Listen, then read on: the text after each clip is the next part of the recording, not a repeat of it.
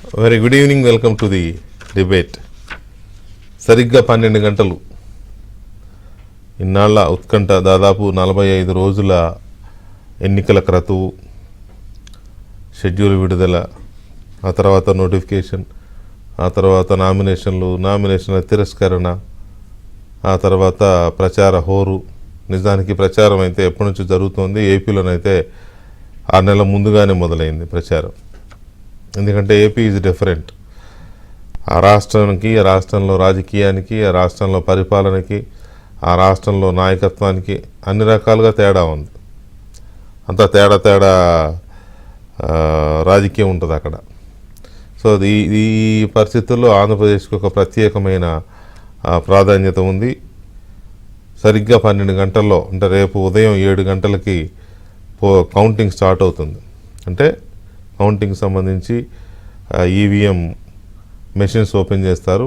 8 గంటలకి పోస్టల్ బ్యాలెట్లు ఒకవైపు, ఈవీఎంలు ఒకవైపు లెక్కింపు మొదలవుతుంది. అయితే ఒక 10 రోజులుగా ఫలితాలు ఎలా ఉండబోతున్నాయి, ఆంధ్రప్రదేశ్లో ఎవరు అధికారంలోకి వస్తారు, ఏ పార్టీకి ఎన్ని సీట్లు వస్తాయి అనే దాని మీద భారీ ఎత్తున అంచనాలు, బెట్టింగులు ఇవన్నీ మనం చూస్తూనే ఉన్నాం. జూన్ 1వ తేదీ వరకు దేశవ్యాప్తంగా 7 విడతల ఎన్నికలు ఉన్నందువల్ల ఎగ్జిట్ పోల్స్ ప్రకటించకూడదు అని చెప్పడం వల్ల ఎగ్జిట్ పోల్స్ చేసిన సంస్థలు కూడా ప్రకటించకుండా అలా పెండింగ్ పెట్టుకుని కూర్చున్నాయి. అఫ్కోర్స్ కొన్ని సంస్థలు సోషల్ మీడియా ద్వారా లీక్ ఇచ్చాయి, అది వేరే విషయం. కానీ అఫీషియల్గా మాత్రం జూన్ 1వ తేదీ సాయంత్రం 6:30కి రిలీజ్ చేశాయి. రిలీజ్ చేసినప్పుడు ఆల్మోస్ట్ విడుదల చేసిన సంస్థల్లో 90% సంస్థలు ఆంధ్రప్రదేశ్లో కూటమిదే అధికారం అని చెప్పాయి. తెలుగుదేశం, బీజేపీ, జనసేన కూటమిదే అధికారం అని చెప్పాయి. 120 పైగా సీట్లు వస్తాయని కూడా తేల్చి చెప్పాయి. కొన్ని సంస్థలు మాత్రం వైసీపీకి మళ్ళీ అధికారం వస్తుందని, బొటాబొట్టి మెజార్టీతో వైసీపీ మళ్ళీ ప్రభుత్వాన్ని ఏర్పాటు చేస్తుందని చెప్పారు. అది కూడా ఒక 5-6 సంస్థలు మాత్రమే. సో ఈ నేపథ్యంలో కొంతమందికి ఇంకా ఆశలు ఉన్నాయి వైసీపీ అధికారంలోకి వస్తుందని.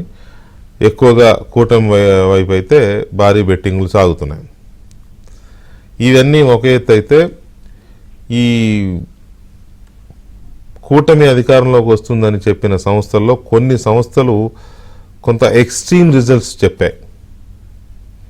ఎక్స్ట్రీమ్ అంటే అది వాళ్ళకి కరెక్ట్ అనిపించవచ్చు, కానీ వినేవాళ్ళకి, చూసేవాళ్ళకి అయ్య బాబాయ్ అనే ఒక ఆశ్చర్యార్థకాన్ని వినిపించే రిజల్ట్స్ వాళ్ళు ప్రకటించారు.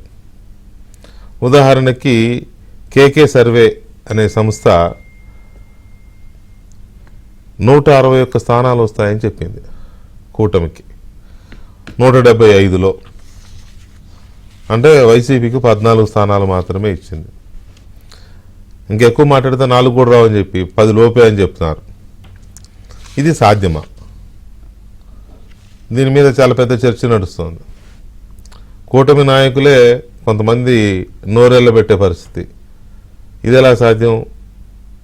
ఎంత కూటమి కడితే మాత్రం, ఎంత ప్రభుత్వం మీద వ్యతిరేకత ఉంటే మాత్రం మరి ఈ స్థాయిలో మాకు సీట్లు వస్తాయా అని నమ్మలేక ఆశ్చర్యపోతున్నారు వాళ్ళు.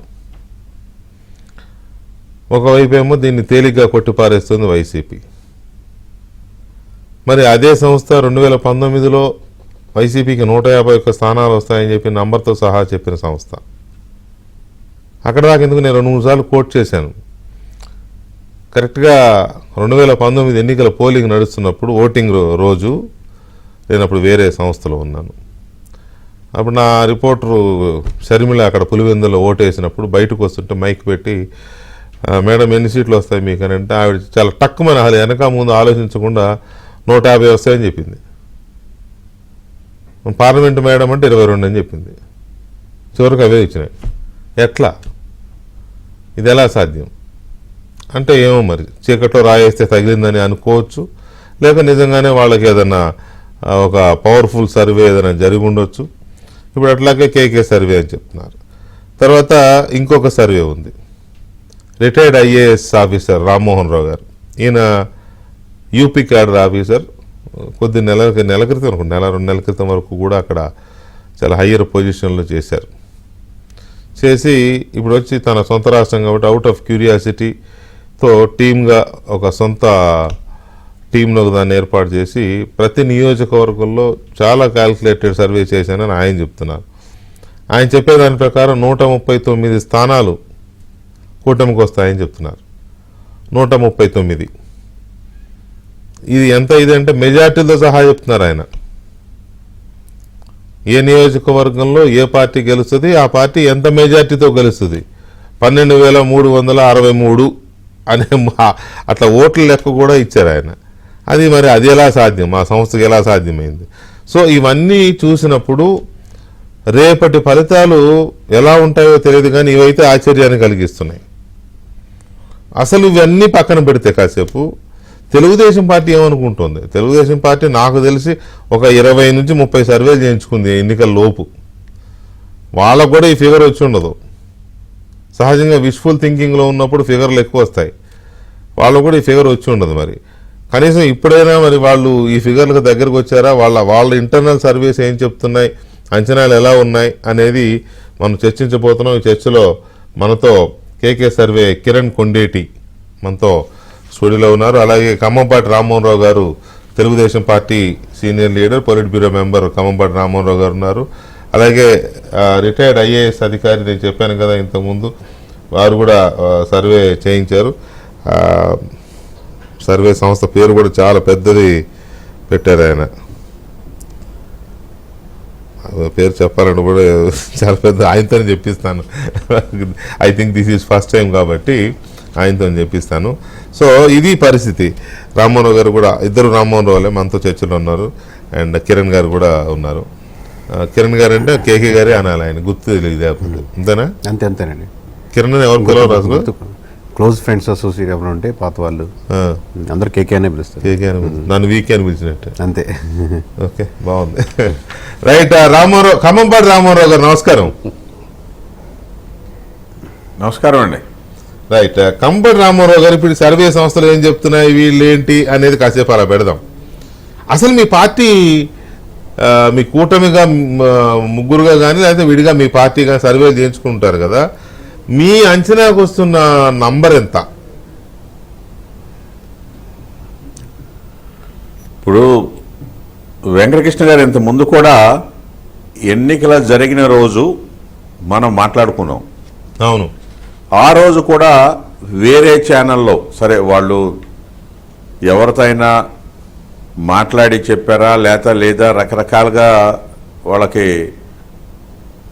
వైఎస్ఆర్సీపీకి ఇన్ని వస్తున్నాయి, 100, 106 వస్తున్నాయి, ఇన్ని వస్తున్నాయి అని చెప్తుంటే నేను అదే రోజు ఇదే ఛానల్లో నేను చెప్పాను, 140 పైనే వస్తాయి కానీ కూటమికి 140 కన్నా తక్కువ రావు అని చెప్పడం జరిగింది. ఎందుకు చెప్పాము ఆ ఫిగర్ అని మీరు అడగొచ్చు. ఒకటే, ప్రజలు మార్పు కోరుకుంటున్నారు. ఆంధ్రప్రదేశ్ ప్రజలు ప్రస్తుతం ఉన్న ప్రభుత్వంతో ఈ దుర్మార్గపు ప్రభుత్వాన్ని వెంటనే ఇంటికి పంపాలని వాళ్ళు ప్రజలు నిర్ణయించుకున్న సంగతి ఎక్కడికి వెళ్ళినా వాళ్ళు మాకిచ్చే, అంటే వాళ్ళు మాట్లాడుతున్నప్పుడు ఆ మాటలో వాళ్ళు చెప్తున్న ప్రజా వ్యతిరేకత మాకు అర్థమైంది. కాబట్టి దానిని బట్టి మేము ఆ కంక్లూజన్ రావడం జరిగింది. ఎందుకంటే ఎంతసేపు కూడా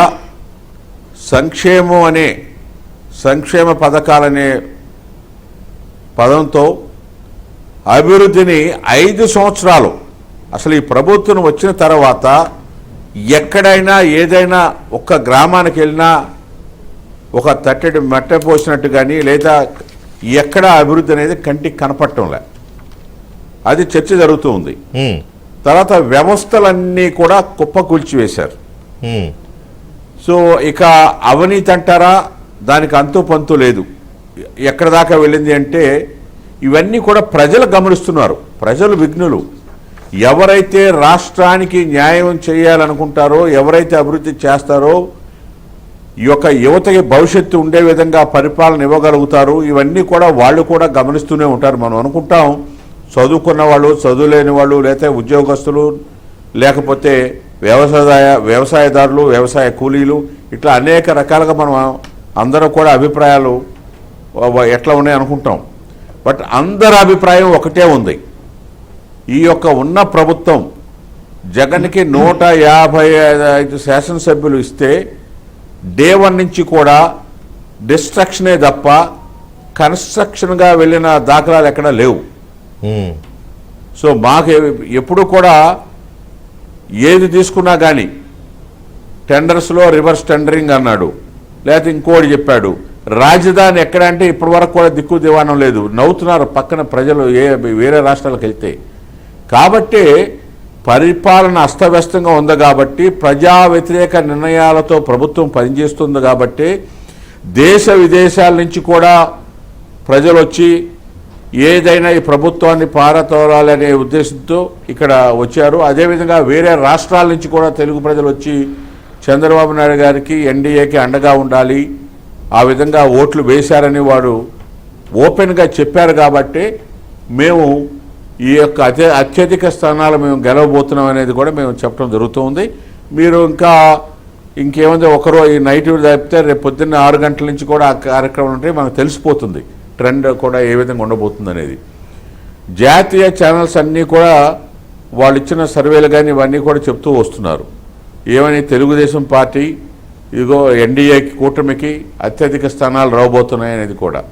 అయినప్పటికీ దాని మీద కూడా నిన్న ఇవాళ సజ్జల గారు మాట్లాడుతూ కూడా ఈ సర్వే సంస్థలని ఎన్నికలు అయిపోయిన తర్వాత సంస్థలను మేనేజ్ చేస్తున్నారనే అజ్ఞానంతో మారుతున్నారంటే వాళ్ళ ఓటమిని ముందే అంగీకరించి ఏమి చెప్పాలో, ఏ విధంగా చెప్పాలో తెలియక ఆ విధంగా మాట్లాడుతున్నారని ప్రజల నుంచే వస్తుంది మాకు. వాళ్ళు ఫోన్ చేసి మరీ చెప్తున్నారు, ఏంటంటే ఎట్లా మాడుతున్నారంటే అయిపోయినట్టే కదా, కానీ వాళ్ళకు కూడా కాదు, వాళ్ళు కూడా పోయినసారి కంటే ఎక్కువ వస్తాయని చెప్తున్నారు కొంతమంది నాయకులు. వాళ్ళకు కూడా కొన్ని సంస్థలు బొటాబొట్టి మెజార్టీతోనో లేకపోతే 100కు పైగా సీట్లతోనో అధికారంలోకి వస్తాయని చెప్పిన వాళ్ళు ఉన్నారు. వాళ్ళకు కూడా ఒక సంస్థ పేరేదో ఉంది, పార్థదాస ఏదో ఉంది. ఆ సంస్థ అయితే 158 సీట్లు వస్తాయని చెప్పి వాళ్ళు ఇచ్చారు. సో వాళ్ళు మరి అదే మేకపోతు గాంభీర్యమా ఏమో నాకు తెలియదు, కానీ పైకి మాత్రం వాళ్ళు చాలా మంది కాన్ఫిడెంట్ గానే ఉన్నారు. మరి మీకు అది కనిపించట్లేదా కాన్ఫిడెంట్? అంటే వాళ్లే నాయకులు చెప్తున్నారండి. వాళ్ళ ఆ సంస్థలకు చెప్పి ఎందుకు చెప్పించుకున్నారంటే, ఇదిగో క్యాడర్ మాకు ఏజెంట్లు కూడా ఉండరు అక్కడ, నాయకులు డిమోరలైజ్ అయిపోతారు కాబట్టి ఉండాలి, మేనేజ్ చేసి చెప్పించుకుంటున్నారనేది వాళ్ళ నాయకులనే చెప్తా ఉన్నారు. వాళ్లే నిస్సహాయ పరిస్థితుల్లో ఉన్నారు, మాకు ఓటమి అంచున ఉన్నాం, మేము చాలా వ్యతిరేకత వచ్చింది అనేది వాళ్లే చెప్తున్నారు, వాళ్ళ నాయకుల్లోనే చాలా మంది కూడా. కాబట్టి ఇంకా ఏదైనా సంస్థలు చెప్పున్నా కానీ రేపటితో తెలిపోతుంది వాళ్ళ క్రెడిబిలిటీ ఏంటి, నిజంగా ఏ విధంగా సర్వే చేశారు, ఎంతమందితో వాళ్ళు ఇంటరాక్ట్ అయ్యారు, ఏ బేస్ మీద వాళ్ళు చెప్పారనేది కూడా వాళ్ళు చెప్పాల్సిన అవసరం ఉంటుంది. ఏది ఫలితాలు వచ్చిన తర్వాత అయినా చెప్పాలి కదా ఎందుకనేది. అప్పుడు వాళ్ళు చెప్తారు, ఏం చెప్తారు, సింపుల్గా ఓటర్స్ మైండ్ చాలా కష్టం అయిపోయిందండి ఈసారి, సైలెంట్ ఓట్స్ ఉన్నాయని వాళ్ళే చెప్తారు. మీకు ఇవాళ చెప్తున్నాను నేను, వాళ్ళు ఏం చెప్పబోతారు అనేది కూడా చాలా సైలెంట్ ఓటర్స్ ఉన్నారు కాబట్టి వాళ్ళు చెప్పట్లేదని. ఎందుకంటే మీకు అనుకూలంగా ఇచ్చిన వాళ్ళు కూడా కొద్దిగా తేడా వస్తే అదే చెప్తారు సమాధానం. అంటే మేము ఎప్పుడు ఒకే సమాధానం చెప్తుంటాం. వాళ్ళది ఎట్లా ఉంటుందంటే, వైఎస్ఆర్సీపీ యొక్క స్టాండ్ ఏ విధంగా ఉండబోతుందని చెప్తున్నానంటే, వాళ్ళ యొక్క పరిపాలనా విధానం వల్ల భయభ్రాంతులు ఇవాళ వ్యవస్థలో ఉద్యోగస్తులు కానివ్వండి, అదేవిధంగా వ్యవసాయదారులు కానివ్వండి, లేదా అందరూ కూడా చిన్న వ్యాపారస్తులు కానివ్వండి, అందరూ భయభ్రాంతులతో ఉన్నారు. ఇవాళ మేము ఓటు వేసామని చెబితే రేపు ఏ విధంగా చేయబోతారో, ఏం చేస్తారో అని ఆ స్థానిక నాయకత్వం మీద వాళ్ళకి భయం అనేది ఇవాళ రాష్ట్రంలో వచ్చింది. కాబట్టి ఈ ఫలితాలు ఇట్లా ఉన్నాయనేది కూడా రేపు వాళ్ళు చెప్పొచ్చు. అందుకే రేపు చూడాలి ఏ సంస్థ ఎవరి క్రెడిబిలిటీ ఏంటి అనేది దాని మీద ఆధారపడి ఉంటుంది. మనం అందుకే చెప్పాము, మనం కూడా లాస్ట్ టైం మీరు ఎలక్షన్ జరిగిన రోజే సాయంకాలం ఇట్లాగే మీరు ఇదే ప్రశ్న నన్ను వేశారు. వేరే ఛానల్లో ఒక ఆయన యాంకర్ గారు ఇట్లా 100 పైచిలకు వైఎస్ఆర్సీపీకి వస్తున్నారు, మీరు ఏమనుకున్నారని నేను చెప్పాను. నేను సార్ వాళ్ళు ఏ విధంగా చెప్తున్నారు అని అంటే వాళ్ళ క్రెడిబిలిటీ ఏ విధంగా ఉంటుందనేది ప్రజలు రేపు నిర్ణయిస్తారు. కానీ మేము గ్రౌండ్లో ఉండి ప్రజలతో వాళ్ళందరితో కూడా మాట్లాడిన తర్వాత మా అభిప్రాయం చెప్తున్నామని 140కి తగ్గవు అని మేము చెప్పడం జరిగింది. ఎన్డీఏ కూటమికి ఆ పైచులకే వస్తాయి కానీ తగ్గవు అని. ఏదేమైనా ప్రభుత్వం అయితే మాత్రం ఈ ఉన్న ప్రభుత్వాన్ని ఈవేళ ఆఖరి రోజని మనం అనుకోవచ్చు. ఇక రేపటితో ఇంకేం ఉండదు అనేది స్పష్టంగా కనపడుతుంది. అధికార యంత్రాంగం రామారావు గారు ఇప్పుడు ఈసారి కొన్ని సంస్థలు సంచలనాలు సృష్టిస్తున్నాయి ఎగ్జిట్ పోల్స్ లో. ఆ సంచలనాలు సృష్టించిన వాళ్ళలో ప్రస్తుతం నాతో పాటు ఉన్న కేకే ఫస్ట్ దీంట్లో ఉన్నారు రేస్లో. అండ్ రామ్మోహన్ గారు కూడా ఐఏఎస్గా ఇన్నాళ్ళు పనిచేసి తర్వాత అనుభవాన్ని తర్వాత అంబిషన్ని కలిపి ఆయన కూడా ఈ దీంట్లో దిగారు. వారు సంస్థ పేరు కూడా సర్వే చేసే సంస్థలా కాకుండా SGED, society for global enlightenment and development అనే దాంతో యూపీలోనే స్థాపించారు ఈ సంస్థని. దాన్నే ఇటు మరల్చినట్టున్నారు ఈ సర్వేలకి. సో ముందు బ్రీఫ్గా అసలు వారు చాలా మందికి తెలియట్లయి హూ ఈజ్ దిస్ కేకే అనేది ఎవరికి తెలియదు. ఇప్పుడు రామ్మోహన్ రావు అనే ఆయన కూడా ఎవరికి తెలిసే అవకాశం లేదు. సో అందువల్ల ముందుగా చిన్న బ్రీఫ్ ఇది తీసుకున్నాం. రామ్మోహన్ రావు గారు నమస్కారం. నమస్కారం అండి. రామారావు గారు కొంచెం మీ గురించి చెప్తారా ప్రేక్షకులకి? ఎందుకంటే మీ సర్వే కూడా చూశాను నేను. అంటే అక్యురసీ గురించి నేను సర్టిఫికేట్ ఇవ్వలేను కానీ అంత ఇదిగా 12,432 ఓట్లు మెజారిటీ అని మీరు ముందు అంత ఫిగర్స్ కూడా తీశారు, మెజారిటీ లీడ్స్ ఫిగర్స్ కూడా.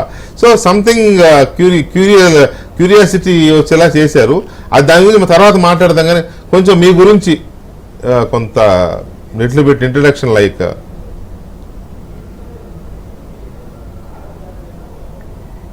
నమస్తే అండి, నా పేరు రామ్మోహన్ రావు. నేను ఈ society for global enlightenment and development, ఇది లక్నో ఒక ఫ్రెండ్ సంస్థ. ఇది ఆ సంస్థలో నన్ను ఒక అడ్వైజర్గా ఉండమన్నారు. నేను ఒక అడ్వైజర్గా ఉన్నాను. ఈ సంస్థ నేనంటే యూపీ కార్డరు, రిటైర్ అయిన తర్వాత జనరల్గా ఈ సంస్థ నన్ను అడ్వైజర్గా ఉండమని నేను పొలిటికల్ సైన్స్ చేశాను MAలో. పొలిటికల్ సైన్స్లో కొంచెం నాలెడ్జ్ ఉంది. సో ఈ సంస్థ ఒకసారి 2017లో ఉత్తరప్రదేశ్లో చేసింది. ఉత్తరప్రదేశ్లో అదే ఇది ఒక ట్రెండ్ సెట్టింగ్ సర్వే. 2017కి ముందు మీకు గుర్తే ఉంటుంది.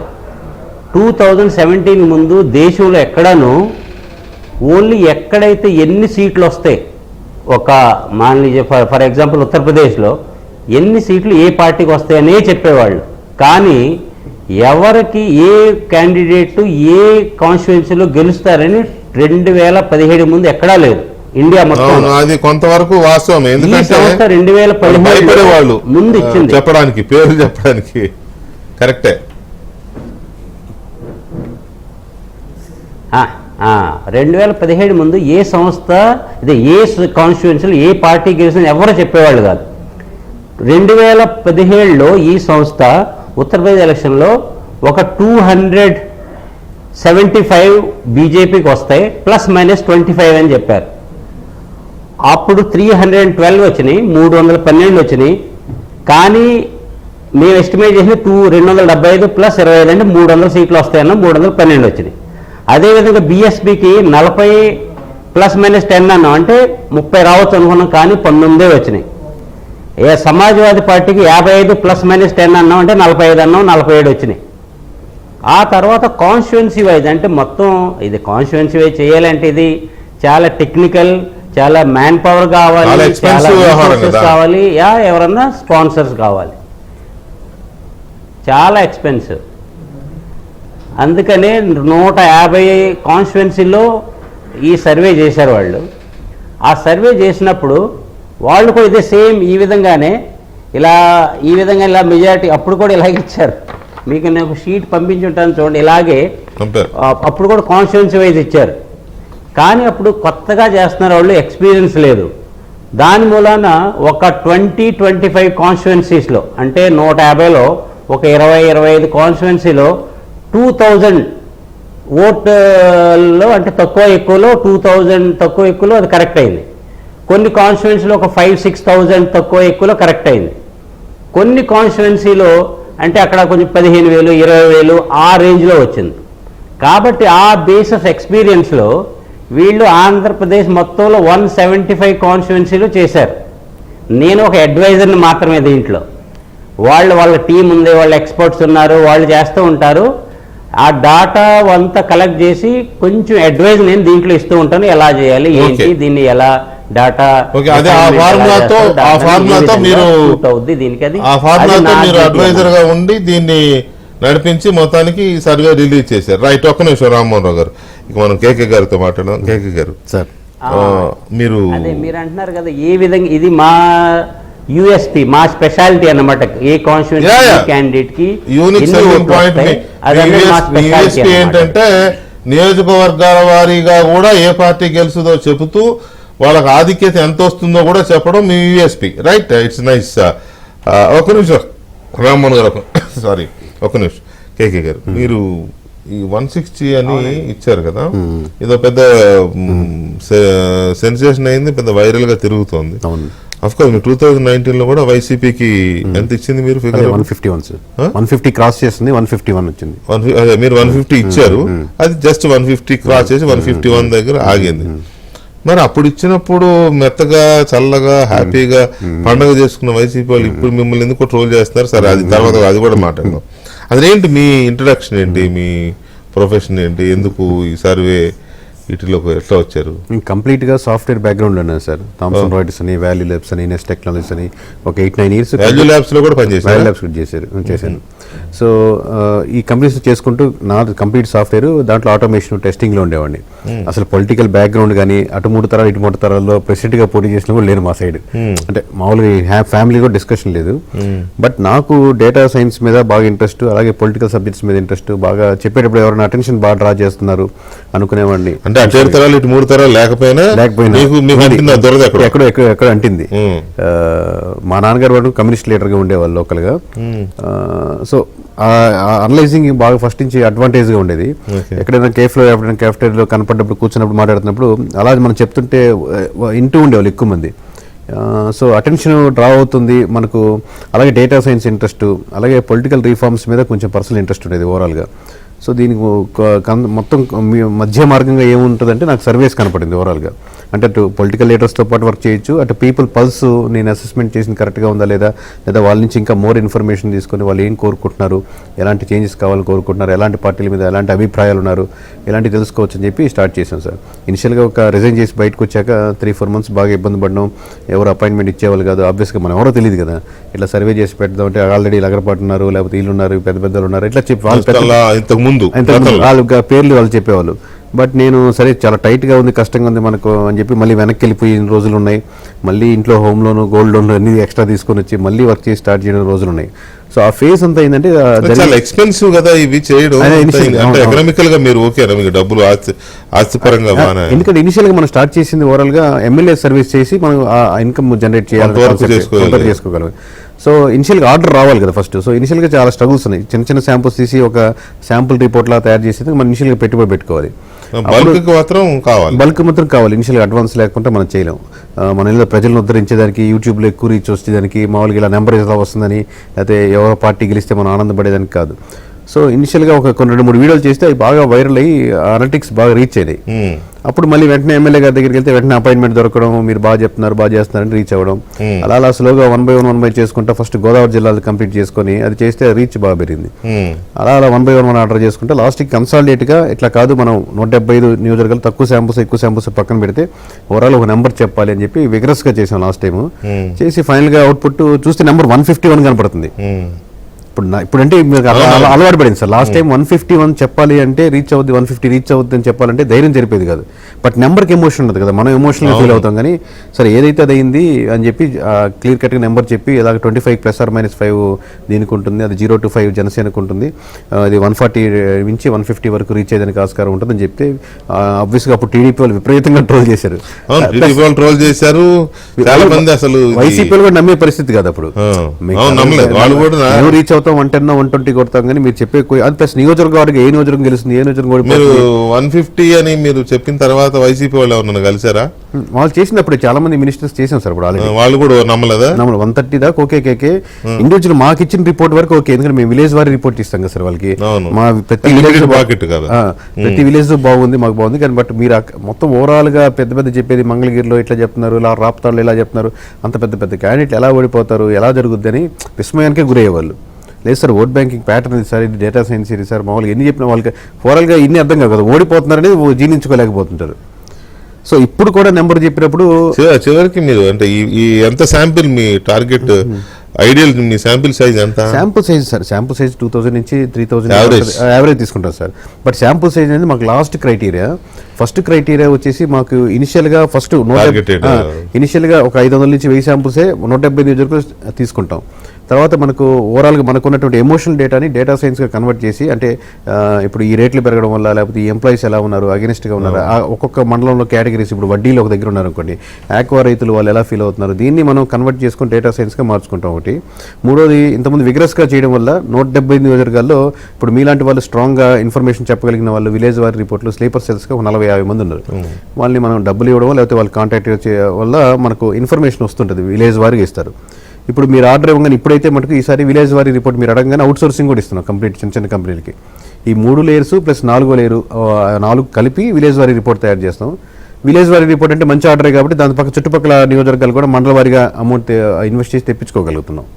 ఈ విధంగా 175 మ్యాక్సిమం డేటా తెప్పించుకొని ఫైనల్గా వడగట్టి నెంబర్ వస్తే అది ఇది 161 కాగింది కూటమి. 161 అంటే ప్లస్ ఆర్ మైనస్ 10 ఉంది. బట్ సింగిల్ నెంబర్కి వెళ్దాం ఎందుకు, ఇంకా ఎన్ని సర్వే కంపెనీలు వచ్చినా ప్లస్ ఆర్ మైనస్ అంటే సేఫ్ జోన్ ఎక్కువ ప్లే చేస్తాం. వచ్చినా కానీ మనం నేను ఇది చెప్పాను కొంచెం జారిపోయింది, ఆ 10 ఎక్స్ట్రా వచ్చాయి, ఇటు జారిపోయింది అందుకని 10 తగ్గి ఇట్లా చెప్పేదానికి ట్రై చేస్తాయి. ఇంత ఎక్స్పీరియన్స్ ఉంది, ఇంత టెక్నికల్గా వెళ్తే ఇంత స్ట్రాంగ్గా వెళ్తున్నాం కదా, why don't we go with single number అని ప్లాన్ చేసాం. నెంబర్ చూస్తే అది 14 ఆగింది సింగిల్ నెంబర్ అనేది. 14లో కూడా వైఎస్ఆర్సీపీకి 151 మేమే చెప్పాము, ఇప్పుడు 14 ఆగింది. 14లో కూడా 6 నియోజకవర్గాలు మాత్రమే కాన్ఫిడెంట్ కనబడుతున్నాయి, మరో 8 నియోజకవర్గాలు టైట్ ఫైట్లో ఉన్నాయి. బట్ ఇంక్లైన్ టు వైఎస్ఆర్సీపీ అనుకుని వైఎస్ఆర్సీపీకి ఒకటి చెప్తున్నాను డివైడ్ చేసి కూడా 8+6 అండి 6. మీరు వైసీపీకి ఇస్తున్న 14లో 6 గ్యారంటీ, 8 ఇంకా ఉంది, ఎడ్జ్ ఉంది అంటే అక్కడ లోకల్ నియోజకవర్గ సమీకరణాలు దానికి ఫేవర్ చేస్తాయని. మేబీ మేము టీడీపీకి అలా చేసిన ఒక 4-5 నియోజకవర్గాలు కూడా ఇంక్లైన్ టు అని కూడా తప్పవచ్చు, ఇవి కూడా తప్పవచ్చు కొన్ని, ఎందుకంటే ఇది వెనక్కి వెళ్ళొచ్చు, సింగిల్ నెంబర్ కూడా వెళ్ళవచ్చు వైసీపీ. లేదు మేము చెప్పిన తప్ప 14 నుంచి ఇంకొక 5-6 యాడ్ అయ్యేదని కూడా ఆస్కారం ఉంటుంది. బట్ సెంట్రల్ నెంబర్ కరెక్ట్గా మనం ఏమనుకుంటున్నా నెంబర్ ఎగ్జాక్ట్గా చెప్దామని 14కి వెళ్ళాం. అలాగే జనసేన చూస్తే 21 రైల్వే కోటర్ వరకు అది చాలా సెన్సేషన్. నాకు ఆశ్చర్యం వేసిన ఫిగర్ ఏంటంటే జనసేన ఫిగర్, మీరు ఇచ్చిన ఫిగరు. దాని డీటెయిల్స్ లోకి వెళదాం మనం. వెళ్ళటం దాంతో పాటుగా రామ్మోహన్ రావు గారు ఇచ్చినవి కూడా కొంత ఆసక్తికరమైన డేటానే ఉంది వారిది. సో వీటిలో ఈ డీటెయిల్స్ లోకి వెళ్ళి కొంచెం కమ్మటి రామ్మోహన్ రావు గారు కేకే గారిని కావాలనే ఒక క్యూరియస్ పాయింట్ దగ్గర ఆపాను. ఆ పాయింట్ ఏంటో తర్వాత తీసుకుంటాను. కానీ వారు చెప్తున్నప్పుడు ఆ 161 అనే దగ్గరగా మాకు వచ్చింది అని అంటే చాలా మంది ఆశ్చర్యపోతున్నారు. మీ పార్టీ వాళ్ళు ఆశ్చర్యపోతున్నారు, అవతల పార్టీ వాళ్ళు అయితే అసలు ఆశ్చర్యపోవడం సంగతి పక్కన పెట్టి వాళ్ళు అన్నట్టు కొట్టిపారేస్తున్నారు. వాళ్ళకి వచ్చినప్పుడు మాత్రం హ్యాపీగా ఎంజాయ్ చేశారు, ఇప్పుడు మాత్రం కొట్టిపారేస్తున్నారు. రామ్మోహన్ రావు గారు ఇచ్చిన 139 కాస్త నమ్మబుల్గా ఉంది. మీది కూడా 140 కదా స్కోర్ మీరు చెప్తున్నది కూడా, కాబట్టి ఆయన చెప్పేది కొంత నమ్మబుల్గా ఉంది. కేకే గారు చెప్పేది కొంత ఆశ్చర్యకరంగా ఉంది వీళ్ళందరికీ. సో మీకేమనిపిస్తుంది? అందుకే ఇప్పుడు ఒకటి కేకే గారిని కానీ రామ్మోహన్ రావు ఏమైంది మేము ఎప్పుడు చెప్పినా మా నాయకుడు చెప్పాడు వెంకటకృష్ణ గారు, రామ్మోహన్ 155 పైచిలకే వస్తాయని ఆయన ఇప్పుడు కాదు నాకు 6 నెలల నాటి చెప్పాడు. అట్లాగే నరసింహ గారని ఒక మిత్రుడు ఉన్నాడు, ఆయన 2 సంవత్సరాల నాడు రామ్మోహన్ గారు ఆయన ఏమి సర్వే చేయలేదు, ఏమీ లేదు, మామూలుగా కొంతమంది ప్రజలతో మాట్లాడి ఎంత వ్యతిరేకత ఉంది అసలు ప్రభుత్వం అనేది ఆయన, నేను చెప్తున్నాను చూడండి, ఆయన ఏం జాతకాలు చెప్పేవాడు కూడా కాదు, కొంతమంది కూడా వైఎస్ఆర్ అని లేకపోతే అట్లాగే సెఫాలజిస్టులు అని చెప్పుకొని రకరకాలుగా చెప్పేవాళ్ళు కూడా మీరు చూశారు. ఏది సైంటిఫిక్ ఏది కాదనేది రేపు తెలిసిపోతుంది. కాదు కానీ ప్రచారం చేస్తున్నప్పుడు కూడా చంద్రబాబు నాయుడు గారు దాదాపు ప్రతి బహిరంగ సభలో 160 దాటుతాయని చెప్పి అనేవాడు. మరి కేకే గారు ఏమైనా ఉప్పందించాడా ఏమో నాకు తెలియదు, లేకపోతే అది ఆయన అంత అనుభవం 45 ఏళ్ళ అనుభవం కాబట్టి ఆయనకున్న అంచనా నాకు తెలియదు. కానీ ప్రతి బహిరంగ సభలో 160 దాటుతాయి అనేవాడు ఆయన. లోకేష్ గారు కూడా చాలా సందర్భాల్లో ఇంటర్వ్యూల్లో కూడా ఏం భావిస్తానంటే లోకేష్ గారు కూడా అన్నారు 160 పైన వస్తాయని అన్నారు. హానెస్ట్ గా చెప్తున్నా, నేను ఇంత మట్టికి కిరణ్ గారిని కానీ కేకే గారు వారిదికి మేము ఎప్పుడు కలలేదు, మాకు తెలియదు. రామ్మోహన్ గారు కూడా మాకు తెలీదు.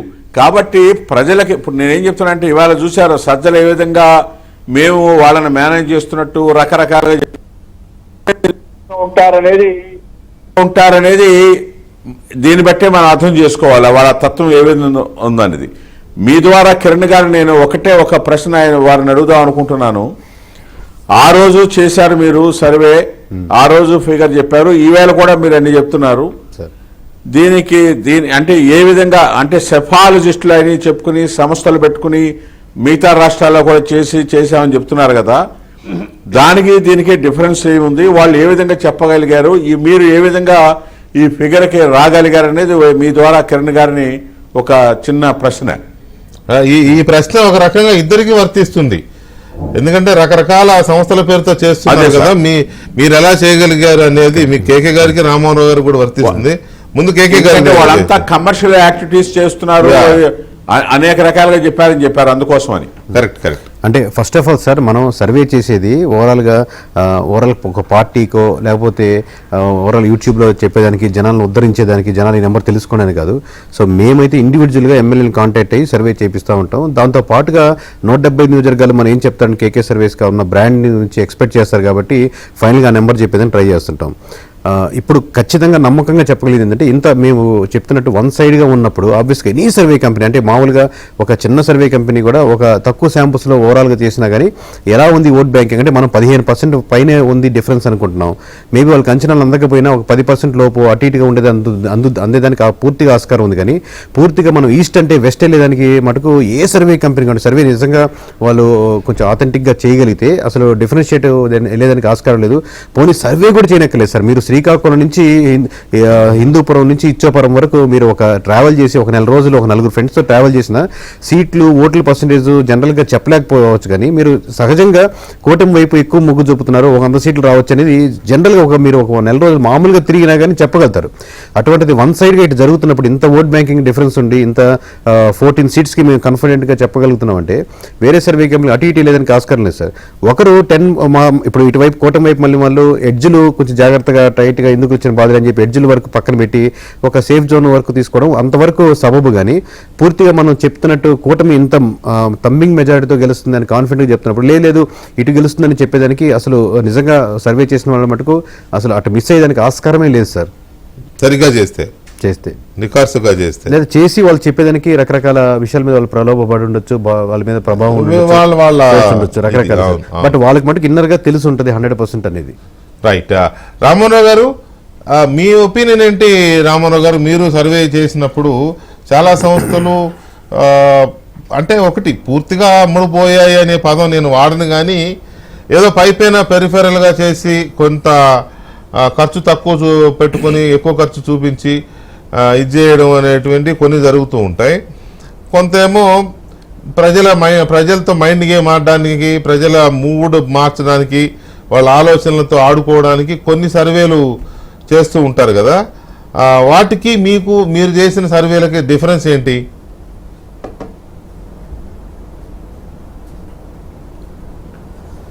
చూడండి, ప్రతి సర్వే సంస్థకి వాళ్ళ యొక్క దృష్టికోణం ఉంటుంది. వాళ్ళు ఎందుకంటే మనం సర్వే చేస్తున్నప్పుడు, మనం డేటా కలెక్షన్ చేస్తున్నప్పుడు ఏ పర్టికులర్ సెక్షన్ దగ్గరికి వెళ్తున్నాం, దట్ ఈస్ మోస్ట్ ఇంపార్టెంట్. ఇప్పుడు మనం ఒక పర్టికులర్ సెక్షన్, ఒక పర్టికులర్ ఏరియాకి వెళ్ళామంటే మనకు ఒకే పర్టికులర్ చూపిస్తూ ఉంటుంది. దాన్ని వేరు సమయం ఎవరిని తప్పండి, అందరూ వాళ్ళ దృష్టికోణం అందరూ కరెక్టే. అది మనం డేటా కలెక్షన్లో ఏ ఏరియా వెళ్తున్నాం, ఎవరిని చూస్తున్నాం అనేది చాలా ఇంపార్టెంట్. ఇప్పుడు కేకే గారు చెప్తున్నట్టు there is some kind of resentment or what you say kind of ఉంది పబ్లిక్లో, మాకు కొంచెం డిఫరెంట్ కావాలి అలాంటి ఫీల్ మాత్రం తిరిగితే ప్రతి వాళ్ళకి అలా వస్తుంది, ఎక్సెప్ట్ కొన్ని ఏరియాల్లో తప్పించితే. ఇప్పుడు మా సర్వే టీం వాళ్ళు తిరిగారు, వాళ్ళు తిరిగినప్పుడు చెప్పింది ఏంటంటే దెర్ ఆర్ 5-6 మేజర్ కారణాలు ఉన్నాయి. ఇప్పుడు మనం ఇండియాలో, నేను అదే చెప్తా ఉంటాను, ఇండియాలో 20-25 సంవత్సరాల క్రితం నుంచి చూస్తూ ఉంటే ప్రజలు అక్కడ ఇచ్చాపురం నుంచి ఇటు ఇక్కడ ఆ మిగతా కార్నర్కి మన ఆంధ్ర రాష్ట్రంలో ప్రజలు ఒకే రకంగా ఆలోచిస్తూ ఉంటారు. ఇండియన్ సొసైటీలో ప్రతి మనం అంటే ఈ కమ్యూనిటీ, ఈ కాస్ట్, వాళ్ళు వీళ్ళకి ఓటేస్తారు, వాళ్ళకి ఓటేస్తారు, అవన్నీ కరెక్టే. కానీ ఒక 10-15% ఆఫ్ ఓటర్స్ ఉంటారు. ఆ 10-15% ఓటర్స్కి ఏ కాస్ట్, కమ్యూనిటీ దేంతో అవసరం ఉండదు. వాళ్ళకి దే ఆర్ వెరీ ఇండిపెండెంట్. వాళ్ళు ఒక ఇండిపెండెంట్గా నిర్ణయం తీసుకుంటారు. ఎవరో మనకు బాగుంటుంది, వాళ్ళు మొత్తం చేంజ్ చేసేస్తారు, మనం అది పట్టుకోవాలి. ఇప్పుడు మన సొసైటీలో తిరుగుతున్నప్పుడు ఈ 15% డిస్రెస్పెక్టివ్ ఆఫ్ కాస్ట్ కానీ కమ్యూనిటీ కానీ ఏమి ఉండదు. 15% all over India this is the same phenomena. ఉత్తరప్రదేశ్లో అయినా అంతే. ఉత్తరప్రదేశ్లో 10-15% వాళ్ళు మొత్తం మార్చేస్తారు. మనకు అనిపిస్తుంది ప్రతి ఇటు ఆ కార్నర్లో ఇచ్చాపురం అలాగే ఆలోచిస్తున్నారు, ఆ కార్నర్లో ఇంకా మంత్రాలయం వాళ్ళు కూడా అదే ఆలోచిస్తున్నారు అన్న ఫీలింగ్ వస్తుంది మనకి. ఆ పబ్లిక్ ఒక థ్రెడ్ లాగా సొసైటీలో ఆ ఫీలింగ్ వెళ్తూ ఉంటుంది. అది ఎలా వస్తుందంటే ప్రజలు, మనం పాదయాత్రలు చేస్తూ ఉంటాం, ప్రతి పార్టీ పాదయాత్రలు చేస్తూ ఉంటారు. పాదయాత్రలు చేస్తున్నప్పుడు వాళ్ళు పబ్లిక్కి చాలా దగ్గరికి వస్తారు, పబ్లిక్ సమస్యలు వింటారు, పబ్లిక్తో ఉంటారు, అన్నీ వింటారు. కానీ ఒకసారి పవర్లోకి వచ్చిన తర్వాత వాళ్ళు పబ్లిక్కి దూరం అయినట్టుగా పబ్లిక్ ఫీల్ అవుతూ ఉంటారు. కానీ రాజకీయ నాయకులు మేము పబ్లిక్ పనే చేస్తున్నాం, పబ్లిక్తో కలుస్తున్నాం, కానీ వాళ్ళు ఆ డిఫరెంట్ ఫీల్ అవుతూ ఉంటారు. తర్వాత మీరు అధికారిగా కూడా పనిచేశారు కదా, మీరు ఐఏఎస్ గా కూడా పనిచేశారు కాబట్టి ప్రజల యొక్క మనస్తత్వం ఎలా ఉంటుంది అనేది ఒక అధికారిగా చూస్తారు. ఇప్పుడు రాజకీయ నాయకులు అది ప్రజలతో ఎలా మమేకం అవుతున్నారా లేదా అని కూడా అబ్జర్వ్ చేస్తూ ఉంటారు మీరు. సో ఆంధ్రప్రదేశ్లో పరిస్థితి చూస్తే మీకు ఏమనిపించింది ఈ ఐదేళ్ల కంక్లూజన్లో?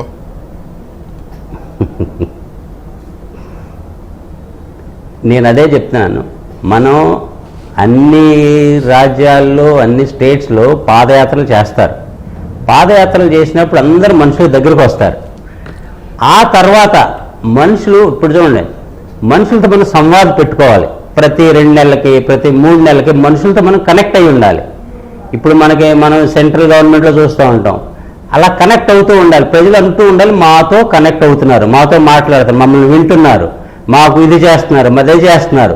ప్రజలకి ఏంటంటే చేస్తున్నారు, మాకు ఆ ఫీలింగ్ రావాలి. మనం ఎంత ఇచ్చినా ఏం చేసినా ప్రజల్ని, ఇప్పుడు మనం ఎవరికో భోజనం పెట్టినప్పుడు వాళ్ళని పలకరించలేదు, వాళ్ళు మాట్లాడలేదు, వాళ్ళకి మనం ఎంత మంచి భోజనం పెట్టినా కానీ వాళ్ళకి అది ఉండదు, ఆ ఫీలింగ్ రాదు.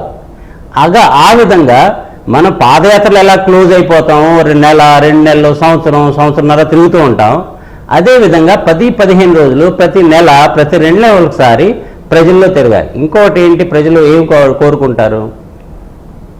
న్యాయం జరగాలి ప్రజలకు ముందు, జస్టిస్, భయం ఉండకూడదు. ఇంకోటి వేరే రకంగా ప్రజలు వేరే వాళ్ళు భయపెడుతున్నారు లేదా, సంక్షేమ పథకాలను, నవరత్నాలను, అదనో ఇదనో ఇస్తున్నారు కదా. ఇంటి ముందు రోడ్డు లేకపోయినా, ఊరు వెళ్ళడానికి బస్సు లేకపోయినా, పని చేసుకోవడానికి ఉద్యోగం లేకపోయినా, చేయడానికి పని లేకపోయినా, ఇల్లు కట్టుకోవడానికి ఇసుక లేకపోయినా, ఏం లేకపోయినా డబ్బులు ఇస్తున్నారు కదా అని చెప్పి సరిపెట్టుకోవట్లేదా ప్రజలు? అది కనిపించలేదా మీకు ఎక్కడ ఏపీలో? సార్ 20 సంవత్సరాల క్రితం ఎవరైనా ఒక కుర్రోడితో మాట్లాడి చూడండి మీరు, 20 సంవత్సరాలు 30 సంవత్సరాల మనిషితో 20 సంవత్సరాల క్రితం ఇప్పుడు మాట్లాడి చూడండి, డిఫరెన్స్ చూడండి. ప్రతి మనిషికి డబ్బులు కావాలి, ప్రతి మనిషికి బైక్ కావాలి, ప్రతి మనిషికి అన్ని సదుపాయాలు కావాలి. ఎక్కడి నుండి వస్తాయి? ఊరిని మనం వాళ్ళని సెల్ఫ్ రిలయంట్, వాళ్ళ కాళ్ళ మీద నిలబడేలాగా చేయాలి మనం ఏదో విధంగా. అది చేయనంతకాలం ఏ పొలిటికల్ పార్టీ అయినా వాళ్ళు 5 సంవత్సరాలు ఉంటారు, కానీ మళ్ళీ రావటం అంటే కష్టం అవుద్ది ఎవరికైనా. ఇది కనపడిందా ఇప్పుడు మనం ఈ పాయింట్? అది ఓటింగ్ లో కనపడిందా, మీ సర్వేలో కనపడిందా?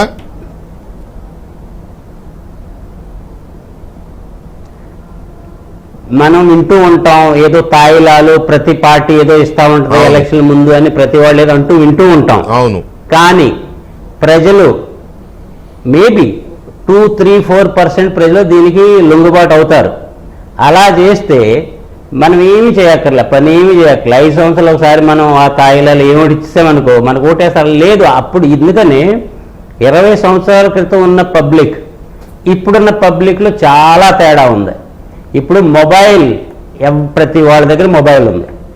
మనం ఒక రూలింగ్ ఎస్టాబ్లిష్మెంట్ ఒక మాట చెప్పి మనం ఎన్నన్నా చెప్పనే, కానీ వాళ్ళకి యాక్సెస్ మొబైల్ నుంచి అన్నీ వింటున్నారు. ప్రపంచంలో ఏం జరుగుతుంది, ఇతర రాష్ట్రాల్లో ఏం జరుగుతుంది, మన రాష్ట్రంలో అపోజిషన్ ఏముంటుంది, మిగతా వాళ్ళు ఏమంటున్నారు అన్నీ చూస్తూ ఉంటారు. వాళ్ళు చూసి మీరు డబ్బులు ఇవ్వండి, మీరు ఏమన్నా చేయండి, మేబీ ఒక 2-3-4% పీపుల్ ఇన్ఫ్లుయెన్స్ అవుతారేమో. కానీ ఒక్కసారి ప్రజలకి ప్రజలకు ముందు న్యాయం ఉండాలి, తర్వాత డెవలప్మెంట్ ఉండాలి. ఆ న్యాయం ఉంది, మాకు భయం లేదు సమాజంలో, మేము హ్యాపీగా మనం ఏ పని కావాలంటే చేసుకోవచ్చు అని ఆ భయం లేనప్పుడు ప్రజలు రైట్ ఓటేస్తారు ఫ్రీగా. రామ్మోహన్ గారు ఒక్క నిమిషం రామారావు గారు ఒక్క నిమిషం దయచేసి. కేకే గారు, నవ్వు ఇందాక నేను మిమ్మల్ని ఆపిన పాయింట్, కూటమికి సంబంధించి కరెక్ట్ పర్సన్ అంటే Pawan Kalyan. Correct, no doubt. ఆయన తీసుకున్న చొరవ కానీ, ఆయన పట్టిన పట్టు కానీ మామూలు పట్టు కాదు. ఎట్టి పరిస్థితి ఆయన ఇప్పుడు 2 సంవత్సరాల ముందే జగన్ వ్యతిరేక ఓటు చీలనివ్వను అని చెప్పాడు, 2-3 సంవత్సరాల ముందు. రైట్, అక్కడ నుంచి తన అడుగులు అలాగే పడినాయి. తెలుగుదేశం పార్టీతో పొత్తు, బీజేపీతో పొత్తులో ఉంటూనే టీడీపీతో కలిసి పనిచేస్తున్నాం అని చెప్పి 1 year ముందే చెప్పాడు. ఎప్పుడైతే చంద్రబాబు నాయుడిని జైల్లో పెట్టారో, ఆ జైల్లో పరామర్శించడానికి జైలుకు వెళ్ళి బయటకు వచ్చి కుండ బద్దలు కూడా చెప్పేశాడు. ఇప్పుడే చెప్తున్నా, మా పొత్తు ఖరారు అయిపోయింది, మేము కలిసి పోటీ చేస్తున్నాం, బీజేపీ కూడా వస్తుందని ఎక్స్పెక్ట్ చేస్తున్నాం అన్నాడు. చాలా గమ్మత్తైన మాట అది. బీజేపీ కూడా వస్తుందని ఆశిస్తున్నా అన్నాడు. అంటే రాకపోయినా డోంట్ వరీ అన్న సెన్స్ వచ్చేలాగా మాట్లాడాడు. సో మొత్తం మీద తర్వాత బీజేపీ వచ్చింది అనుకోండి. సో ఇంత శ్రమ తీసుకుని, ఇంత ఇది తీసుకున్న పవన్ కళ్యాణ్ గారి పార్టీకి సంబంధించి మీరు ఇచ్చిన సర్వేలో ఆశ్చర్యకరమైన రిపోర్ట్ ఉంది. వాళ్ళు పోటీ చేసింది 21. మామూలుగా పిల్లలు ఎంతో క్లవర్ స్టూడెంట్ అయితే తప్ప, అసలు మామూలు క్లవర్ కూడా కాదు, ఆడి బ్రెయిన్ మాస్టర్ బ్రెయిన్ ఏదైనా కంప్యూటర్ బ్రెయిన్ అయితే తప్ప 100 మార్కులు రావు. అది కూడా మ్యాథమెటిక్స్ లాంటి సబ్జెక్ట్స్ ఉంటే ఛాన్స్ ఉంటుంది, స్ట్రైక్ రేట్. అలాంటిది మీరు 21 పోటీ చేస్తే 21 గెలుస్తారని మీరు ఇచ్చారంటే హౌ ఈజ్ ఇట్ పాసిబుల్? ఎందుకు పాసిబుల్ అవుతుంది మీ సర్వే ప్రకారం? 100% దీనికి పాసిబిలిటీ, దీనికి ప్రధాన కారణం జగన్మోహన్ రెడ్డి గారు. ఆయన పాసిబుల్. ఎందుకంటే మీరు సీరియస్ గా పట్టించుకోకూడదు పెద్ద పవన్ కళ్యాణ్ అనుకున్నారు, బట్ మీరు మోస్ట్ ఆఫ్ ది కాన్సన్ట్రేషన్ మీరు పిఠాపురం మీదే కాన్సన్ట్రేట్ చేశారు. అంటే మిథున్ రెడ్డి గారు కానీ, లేకపోతే ముద్రగడ పద్మనాభం గారు కానీ, యాంకర్ లాంటి వాళ్ళు కానీ, లేకపోతే అక్కడ లోకల్ గా ఉన్నటువంటి మినిస్టర్లు పూర్తిగా కాన్సన్ట్రేట్ చేసరికి మీరు ఇక్కడ పవన్ కళ్యాణ్ మీద సింగిల్ ఫ్యాక్టర్ తో కాన్సన్ట్రేట్ చేస్తున్నారు. దాన్ని అబ్జర్వ్ చేస్తున్నటువంటి వాళ్ళు సానుభూతి పరులు, ఫాలోయర్స్, ఫ్యాన్స్, జన సైనికులు, వీర మహిళలు మీకు రాయలసీమ వరకు దాని ఎఫెక్ట్, బటర్ఫ్లై ఎఫెక్ట్ అక్కడి నుంచి చూపించారు ఓవరాల్ గా. అంటే మిథున్ రెడ్డి గారు ఇక్కడ మీరు పనిచేస్తుంటే వాళ్ళు రాజంపేటలో మీకు పార్లమెంటు సీటు ఓడిచ్చేటట్టు చేయగలిగిన సత్తా ఆ నెట్వర్క్ ఉంది. వీళ్ళు వైనాట్ 175 అని క్లియర్ కట్ గా పనిచేస్తుంటారు. వాళ్ళు 175 పోటీ చేస్తుంటే 175కి 175 మనం కొట్టాలని వాళ్ళకి అంత ఉంటే, మనం 21 పోటీ చేస్తున్నాం, వైనాట్ 21 అని మనం ఎందుకు అనుకోకూడదని ప్రతి నియోజకవర్గంలో వాళ్ళు గట్టిగా పోటీ చేశారు. మామూలుగా రైల్వే కోటర్లు కష్టంగా ఉంటుంది, ఇంకో దగ్గర కష్టంగా ఉంటుంది అనుకున్నారు. ప్రతి ఏ నియోజకవర్గంలో ఆ నియోజకవర్గంలో గట్టిగా ఫైట్ చేసి ఈ నియోజకవర్గం ఎందుకు కొట్టకూడదని బలంగా చేయబట్టి ఈరోజు 21 వర్క్ చేస్తున్నారు. ఆ రిజల్ట్స్ కనబడుతున్నాయి. సో ఫస్ట్ ఆఫ్ ఆల్ వాళ్ళు ఎవరికైనా థ్యాంక్స్ చెప్పుకోవాలనుకుంటే ఫస్ట్ వాళ్ళు చెప్పుకోవాల్సిన థ్యాంక్స్ మటుకు జగన్మోహన్ రెడ్డి గారికి అండి. ఇది బాగుంది, సీరియస్లీ. డెఫినెట్గా ఇప్పుడు జగన్మోహన్ రెడ్డి ప్రభుత్వం మీద వ్యతిరేకత విపరీతంగా ఉండబట్టే కదా వీళ్ళు చేయడానికి కూడా స్కోప్ దొరికింది. వ్యతిరేకత ఓటు వస్తుంది, ఆబ్వియస్ గా కూటమి అడ్వాంటేజ్ ఉంటుంది, దీంట్లో అది తీసుకోగలగాలి కదా. తీసుకుంటున్నారు. బట్ అట్ ది సేమ్ మీరు టూ మచ్ ఒకరి కాన్సన్ట్రేట్ చేసుకోండి, మిగతా అపోజిషన్ అంతా అక్యుములేట్ అయిపోయేదానికి ఆస్కారం ఎక్కువ ఉంటుంది. అదే కాకుండా మీరు జనరల్ గా నిజంగా పవన్ కళ్యాణ్ పట్టించుకోకుండా మీ పని మీరు చేసుకుంటా వెళ్ళనుకోండి, పిఠాపురంలో కూడా అంత మెజారిటీలో వచ్చేదానికి ఆస్కారం లేదు. మీకు రాజంపేటలో మీరు మంచి మెజారిటీతో మిథున్ రెడ్డి గారు గెలిచేదానికి ఆస్కారం ఉండేది. మీరు ఎప్పుడైతే టూ మచ్ కాన్సన్ట్రేషన్ ఒక దగ్గర చేశారో, ఎక్కడో చిన్న విలేజ్ లో మారుమూల రాయలసీమలో విలేజ్ కూడా పవన్ కళ్యాణ్ ఖచ్చితంగా గెలవాలి అన్న ఊపు తేగలిగారు. మేము రాజంపేట మిథున్ రెడ్డి గారు గెలుస్తాడా? సార్ గెలవరు sir. Kiran Kumar Reddy 25 parliament seat sir ఖచ్చితంగా కూటమి గెలుచుకుంటుంది. లెట్స్ మీరు ఒకవేళ ఒక మిస్టేక్ అయినా మీరు ఇది వెరిఫై చేసిన తర్వాత 25 పార్లమెంట్ సీట్లో ఏ పార్లమెంట్ కింద కూడా 4 నియోజకవర్గాలు కన్ఫామ్ గెలిచే నియోజకవర్గాలు 4 సీట్లు కనపడవు సార్ మీకు ఏ పార్లమెంట్ కింద కూడా. 25 పార్లమెంట్ సీట్లో ఈ పార్లమెంట్ కింద మీరు 4 నియోజకవర్గాలు ఖచ్చితంగా గెలిచే నియోజకవర్గాలు కనపడవు వైసీపీకి 100%. 4 అంటే అవుట్ ఆఫ్ 7 4 కనపడదు కాబట్టి. ఇక క్రాస్ ఓటింగ్ బాగా టిపికల్ ఉండేది అరకు కావచ్చు, మీకు కడప కావచ్చు, ఈ క్రాస్ ఓటింగ్ లో తేడా ఉన్నాయి. సో అరకు మేము క్లియర్ చేసాం. లాస్ట్ మేము 24 కన్ఫర్మ్ అయ్యి లాస్ట్ 25వ పార్లమెంట్ సీటు వెరిఫై చేసింది కడపే. సో కడప పార్లమెంట్ ఎందుకంటే మిక్స్డ్ కాంబినేషన్స్, ఒక పక్క జగన్మోహన్ రెడ్డికి ఖచ్చితంగా అసెంబ్లీ సీటు ఓటు వేసిన వాళ్ళు కూడా పార్లమెంట్ వేసేసరికి అవినాష్ గారికి వేసేసరికి ఎక్కువ మంది సిద్ధంగా లేదు. షర్మిల గారు ఓట్ బ్యాంకింగ్ ఎక్కువ శాతం వైఎస్ఆర్సీపీ నుంచి తీసుకున్నా, ఒక 30% మళ్ళీ 20% మళ్ళీ టీడీపీ నుంచి తీసుకుంటున్నారు. సో కొంతమంది వైఎస్ఆర్సీపీకి అసెంబ్లీ వేసి మళ్ళీ కొంతమంది టీడీపీకి ఓట్లు వేసే ఉన్నారు. సో మిక్స్డ్ కాంబినేషన్ క్రిటికల్గా ఉన్న నియోజకవర్గం పార్లమెంట్ ఏదైనా ఉందంటే ప్రస్తుతానికి మొత్తం రాష్ట్ర వ్యాప్తంగా అది కడప పార్లమెంట్ సార్. స్టిల్ అది ఈ మిక్స్డ్ కాంబినేషన్లో ఫేవరింగ్ టు ఒక 50,000 ఓట్లకి కూటమి వైపే మలుతుందని చివరికి అది కూడా మేము కూటమి వైపు వేయాల్సి వచ్చింది. అందరి ప్రిడిక్షన్ ఏంటంటే కడప పార్లమెంట్ వచ్చేసరికి అవినాష్ వర్సెస్ షర్మిల ఉంటుంది అనేదే. అది వైసీపీ నమ్ముతోంది, ఒక రకంగా టీడీపీ కూడా నమ్ముతోంది, బీజేపీ కూడా నమ్ముతుంది, షర్మిల గారు కూడా అదే అనుకుంటున్నారు. ఐదే గెలుస్తారు అయితే సెకండ్ నేను ఐదే గెలుస్తారు, ఆప్షన్ నేను యాక్సెప్ట్ చేస్తాను. But core TDP vote banking ఎలా ఉంటుందో అలాగే ఉంది సార్. దీనికి యాడెడ్ గా షర్మిల గారు టీడీపీ దగ్గరకు వచ్చేసరికి అంటే ఒక అవగాహన ఫ్రెండ్లీ కాంటెస్ట్ లాగా జరిగింది అక్కడ. షర్మిల గారికి టీడీపీకి పులివెందుల్లో బీటెక్ రవికి వేయండి, ఎంపీ ఓటు మాత్రం కాంగ్రెస్ కి వేయండి అని ఓపెన్ గానే క్యాంపెయిన్ చేశారు. అలా లేదు సార్, అలా ఏం లేదు. కోర్ ఓట్ బ్యాంకింగ్ టీడీపీకి అలాగే ఉంటుంది. ఇంకా షర్మిల గారు తీసుకునే మెజారిటీ 70% పైన ఓట్ బ్యాంకింగ్ వైఎస్ఆర్సీపీ నుంచి తీసుకుంటుంటారు. సో అట్లాగే అసెంబ్లీ స్థానాల్లో మీరు మిక్స్డ్ ఓట్ బ్యాంకింగ్ ఏముందో స్టిల్ వైఎస్ఆర్సీపీకి వేసిన దాంట్లో 50 నుంచి 70% ప్రజలు క్రాస్ ఓటింగ్ ఎక్కువ వేశారని చెప్పి మనకు కనపడుతుంది సార్. ఓవరాల్ గా అది కొంత శాతం షర్మిల గారికి ఇచ్చు, కొంత శాతం టీడీపీకి ఇచ్చు. అంటే వాళ్ళు క్లోజ్ కంటెస్టెంట్ ఎవరు ఓటించేదానికి ఆస్కారం ఎక్కువ ఉందని వాళ్ళు ఫీల్ అయితే వాళ్ళ పర్సనల్ అభిప్రాయం షర్మిల గారు గెలుస్తారని ఫీల్ అయితే షర్మిల గారికి, లేదు టీడీపీ అభ్యర్థి గెలుస్తారంటే ఇక టీడీపీ అభ్యర్థికి వేసేదానికి ఆస్కారం ఉందండి. ఓకే, తర్వాత మనం ఇంకా చాలా దీంట్లో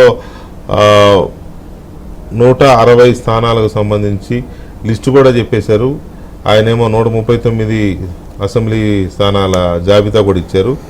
25 పార్లమెంట్ స్థానాలని కేకే గారు చెప్తున్నారు. ఇది ఎలా సాధ్యమవుతోంది? దీనివల్ల వైసీపీకి ఎంత నష్టం జరగబోతోంది? ఇది నిజంగానే జరిగితే వైసీపీ దీన్ని ఎలా రిసీవ్ చేసుకుంటుంది? అండ్ ఏ వర్గాలు ఎక్కువగా షిఫ్ట్ అయ్యారు, ఏ వర్గాలు వైసీపీ నుంచి కూటమి వైపు షిఫ్ట్ అయ్యారు అనేది చాలా ఇంపార్టెంట్ ఇక్కడ. ఉదాహరణకి క్రిస్టియన్ ఓటు బ్యాంక్, ఈ క్రిస్టియన్ ఓటు బ్యాంకు దూరం అయితేనే ఇంత నష్టం జరుగుంటుంది వైసీపీకి. ఈ ఓటు బ్యాంకు కూటమి వైపు వెళ్ళిందా, షర్మిల గారు తీసుకున్నారా, ఏం జరిగింది? అలాగే దళిత ఓటు బ్యాంక్, గిరిజన ఓటు బ్యాంక్. నో డౌట్ దళిత గిరిజన నియోజకవర్గాల్లో వైసీపీ చాలా స్ట్రాంగ్ హోల్డ్ ఉన్న పార్టీ. అలాంటిది అక్కడ ఏం జరిగింది అనేది కూడా మనం కేకే గారు ఈ 21 అనే దగ్గర కొంత ఇప్పుడు నేను బయటకు వెళ్తే కూడా మన వాళ్ళు చెప్తున్నారు అంత ఇదిగా ఎలా ఇచ్చారు అనేది కొంత అర్థం కావట్లే వాళ్ళకి నిజంగానే. సరే ఓకే, గోదావరి జిల్లాలో అంటే కొంతవరకు పాసిబిలిటీ ఉంది, రైట్. తిరుపతి కానీ ఇంకొన్ని అంటే వాళ్ళకి పెద్దగా బలం లేకపోయినా తీసుకున్నారు సీట్లు అనేవి ఉన్నాయి కదా కొన్ని, అక్కడ కూడా ఎలాగా సాధ్యమవుతుంది అనేది. అంటే చాలా మంది ఒక మిస్కాన్సెప్షన్ ఏంటంటే సార్, అవును జనసేన గోదావరి జిల్లాలో బలంగా ఉందంటే పర్లేదు కానీ రాయలసీమలో ఎలా ఉంటుంది, శ్రీకాకుళం ఎలా ఉంటుంది సార్ అంటారు సార్. మీకు జనసేన సపోర్టర్స్ కానీ జనసేనకి ఓట్లు వేస్తే బాగుంటుంది అనుకునే వాళ్ళు కానీ జనసేన ఫ్యాన్స్ కానీ ఓవరాల్గా తన పాజిటివ్ కన్సర్న్ లేని విలేజ్ అంటూ ఆంధ్రప్రదేశ్ మొత్తం మీద ఉండదు సార్. ఏ విలేజ్ లో కూడా ఇక్కడ జనసేనకి సపోర్ట్ లేదు. కొద్దో గొప్ప ప్రతి village లో ఉండదు. ప్రతి విలేజ్ అది 1% ఉండొచ్చు, 2% ఉండొచ్చు, ఒక దగ్గరికి వెళ్తే 40% దాకా వెళ్ళొచ్చు. ఓవరాల్ గా లేదు ఓవరాల్ గా మొత్తం ఆంధ్రప్రదేశ్ లో. మీకు ఒక 10% యాడ్ అయింది అనుకోండి, అద్భుతమైన వాళ్ళు 10% అంటే వాళ్ళు ఎక్కువ మంది కన్విన్స్ చేయగలిగినటువంటి కెపాసిటీ పెరుగుతుంది. మీకు ఇనిషియల్ గా కూడా మాకు ఓన్లీ ఆ రైల్వే కోడ్ ఒకటే డౌట్ గా ఉంది లాస్ట్ వరకు కూడా, అది కూడా కన్విన్స్ అయ్యేదానికి ఆస్కారం ఉందన్నప్పుడు వై నాట్ 21 గట్టిగా ఎందుకు చెప్పకూడదు మనకు అని కాన్ఫిడెంట్ గా వెళ్దామని ముందుకు వెళ్ళాం సార్. ఇప్పుడు మీరు లేదు ఇంకొంచెం టైట్ గా చెప్పండి, ఇంకొంచెం అటు ఇటుగా ఒక మాట చెప్పండి, ఇంకో మాట చెప్పండి అంటే 20 చెప్తాం, 19 అన్ని మీరు అన్నాం. ఇంకా బలవంతంగా చెప్పడం 19 అంతకు మించి తగ్గలేదు. మీరు 19 కంటే ఇంకో మాట చెప్పండి అంటే ఇక్కడి నుంచి లేసేలాల్సి వస్తుంది.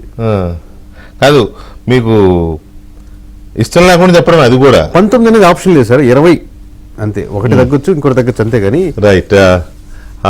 రామ్మోహన్ రావు గారు, ఎస్జెడ్ రామ్మోహన్ రావు గారు, ఇప్పుడు ఇద్దరు రామ్మోహన్ అవుతారు, నాకు చిన్న కన్ఫ్యూజన్ వచ్చింది. ఎస్జెడ్ రామ్మోహన్ రావు గారు, ఇక్కడ ఈ ఎలక్షన్ లో చాలా పెద్ద ఒక ఇంట్రెస్టింగ్ పాయింట్ ఏంటంటే చంద్రబాబు నాయుడు ఓడించాలి, చంద్రబాబు నాయుడు కుప్పంలో ఎట్టి పరిస్థితులను ఓడించాలి, ఆయన ఓడిస్తే అక్కడ పెట్టిన ఎమ్మెల్సీని మంత్రిని చేస్తా నేను అని చెప్పి జగన్మోహన్ రెడ్డి గారు దానికి పెద్ద టార్గెట్ ఇచ్చారు అక్కడ పార్టీకి. రామచంద్రారెడ్డి, పొంగునూరు రామచంద్రారెడ్డి గారు కూడా పొంగునూరుని ఎంత ప్రయారిటీగా తీసుకున్నాడో కుప్పం అంత ప్రయారిటీ తీసుకున్నాడు.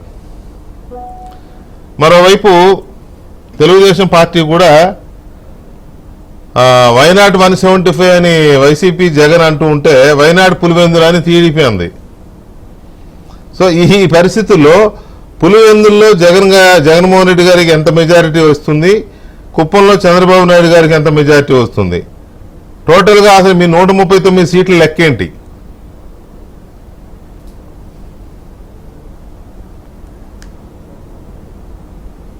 అచ్చా నేనా? మీరే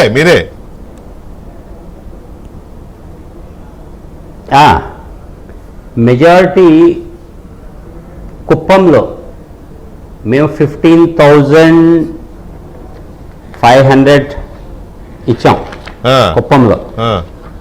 పులివెందుల్లో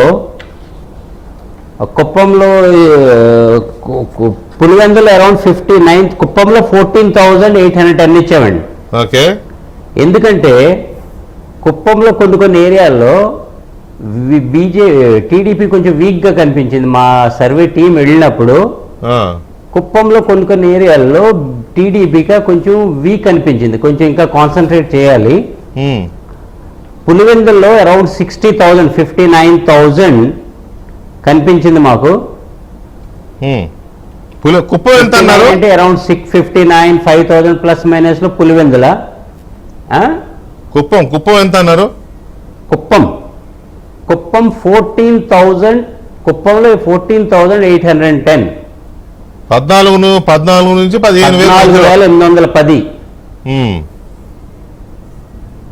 14 నుంచి అంటే మేము 5,000 ఇచ్చాం కాబట్టి 19,000 వరకు వెళ్ళొచ్చు. ఎందుకంటే ఇక్కడ తగ్గదు మెజారిటీ, ఇక్కడ పెరుగుద్దే కానీ తగ్గదు. అంటే 19,000 అనుకోవచ్చు, 19 to 20. రామారావు గారు, కుప్పం మెజారిటీ, ఖమ్మంపాటి రామారావు గారు, కుప్పం మెజారిటీకి సంబంధించి మీరు చాలా లక్ష అనే ఒక దీంతో పనిచేశారు కదా మీ పార్టీ నాయకులందరూ కూడా, దీంతో ఏకీభవిస్తారా మీరు? అవునండి. కొంచెం ఇబ్బందికరమైన ప్రశ్నే. అంటే ఇప్పుడు ఇబ్బందికరం కాదు, వారే చెప్తున్నారు 14,000 అక్కడి నుంచి పైచిలకు 20 దాకా రావచ్చు అంటున్నారు, ఇంకోటి అంటున్నారు. నేనైతే ఒకటే వెంకటకృష్ణ గారు ఇందాక కిరణ్ గారిది కూడా చెప్పింది విన్నాను, రామ్మోహన్ రావు చెప్పింది కూడా విన్నాను. బేసిక్గా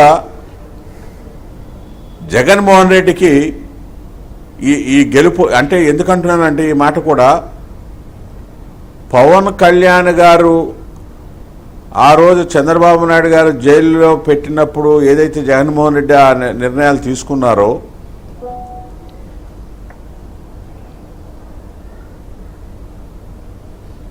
ఏమైందయ్యా, పర్సనాలిటీని ఎటువంటి ఆరోపణలు లేకుండా నిరాధారంగా ఆరోపణలు చేసి జైలుకి తీసుకెళ్లిన సంగతి, దాన్ని పవన్ కళ్యాణ్ గారు ఆ రోజు ఏ విధంగా సమర్థించి పొత్తు మేము పెట్టుకుంటున్నాం అన్నారో ఆ రోజే ఈ యొక్క గెలుపుకి నాంది పలికిందంటే ఆ రోజే ఫౌండేషన్ పడింది. 150 పైచిలుకు స్థానాలని ఆ రోజు ప్రైవేట్గా మాట్లాడినప్పుడు కూడా మాకు చాలామంది చెప్పారు.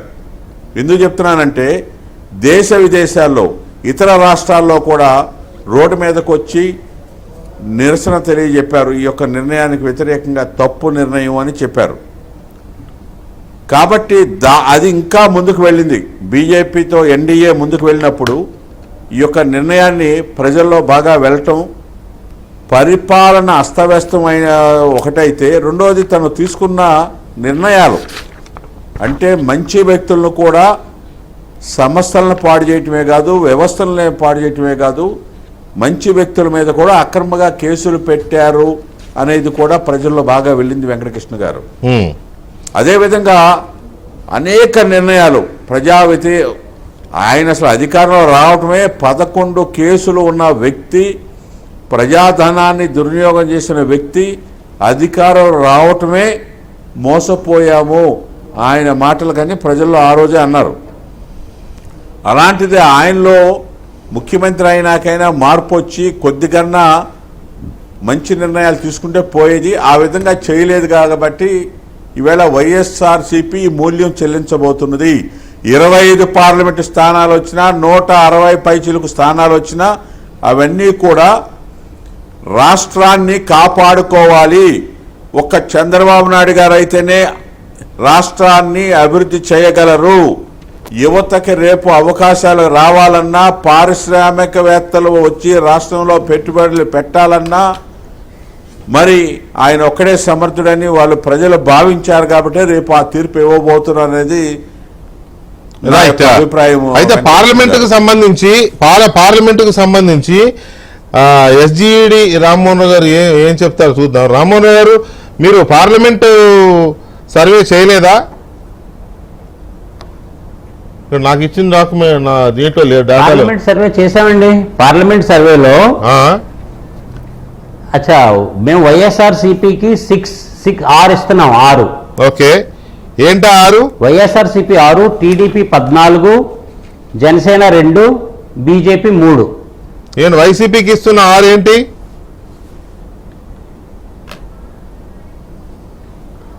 అరకు, ఒంగోల్, తిరుపతి, కడప, రాజంపేట్, కర్నూలు. ఓకే, ఇవి వైఎస్ఆర్. ఓకే, జనసేనకి కాకినాడ, మచిలీపట్నం. వాళ్ళు చేసిందే 2 కదా.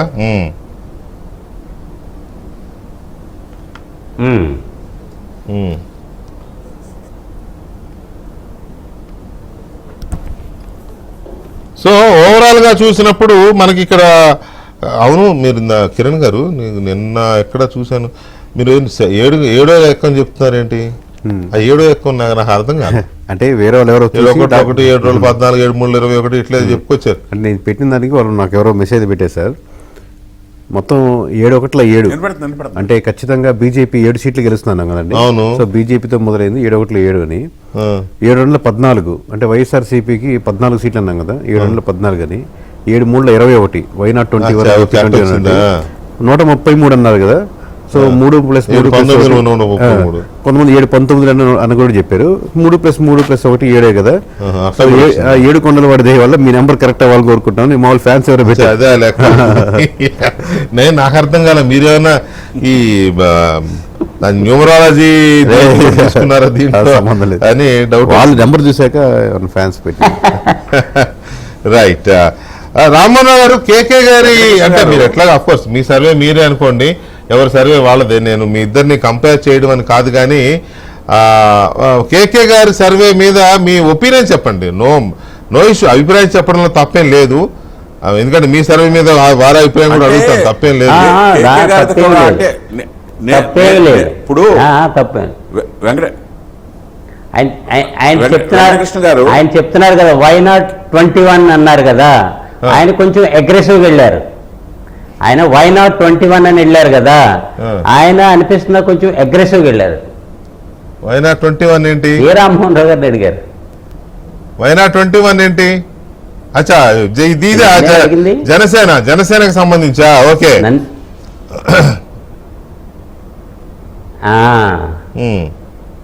సో అట్లా కొంత అగ్రెసివ్ గా వెళ్ళారు. నేను అడిగింది మిమ్మల్ని అడిగాను. కొంత అగ్రెసివ్గా వెళ్ళారు అనిపిస్తుందా? ఆయన నేను కాదు, ఆయన ఒకసారి ఏమి అనిపిస్తాను, ఫీల్డ్లోకి వెళ్ళిన తర్వాత కొన్ని ప్లేసుల్లో అనిపించింది 139 కాదు 150 కూడా అవ్వచ్చు అనిపిస్తుంది అక్కడ. కానీ మనం ఎంత కన్జర్వేటివ్గా ఉంటాం, ఎంత అగ్రెసివ్గా ఉంటాం. ఆయన కొంచెం అగ్రెసివ్గా వెళ్ళారు. ఆయన వైనాట్ 21 అన్నప్పుడు సర్లే ఒకటి ఇచ్చేద్దాం, సరే ఫిగర్ కరెక్ట్ అన్నప్పుడు వెళ్ళారు ఆయన. సో ఆయన దట్ ఈస్ వహీ స్టైల్. అవ్వచ్చేమో చెప్పలేం. That is what he saying the last time experience బట్టి. లాస్ట్ టైం 151 అన్నారు, 150 వచ్చింది అన్నారు. ఈసారి 160 అన్నారు. That is his estimation. Maybe that is his. ఇప్పుడు మీరు ఇచ్చిన 139 ఇప్పుడు మీరు ఇచ్చిన 139 ఉంది కదా, బై ఎనీ ఛాన్స్ ఏమైనా అవకాశం ఉండి 160 దాకా వెళ్ళే అవకాశం ఉందా?